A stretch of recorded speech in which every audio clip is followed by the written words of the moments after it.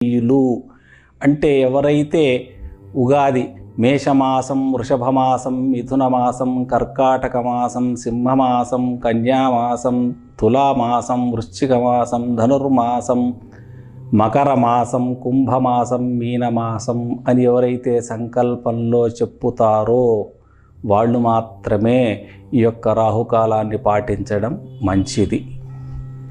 అయితే రాహుకాలాన్ని మనం ఏ విధంగా గుణించారు వాళ్ళు అంటే వారాల మీదనే ఆధారపడి ఉంది వాళ్ళకి.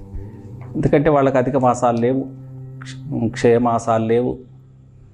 వారు ఏ రోజైతే సూర్యుడు ఒక రాశిలో నుంచి ఇంకో రాశిలోకి ప్రవేశిస్తాడో వారికి ఆ సాంప్రదాయంగా మేషమాసము అని చెప్పడం జరుగుతుంది.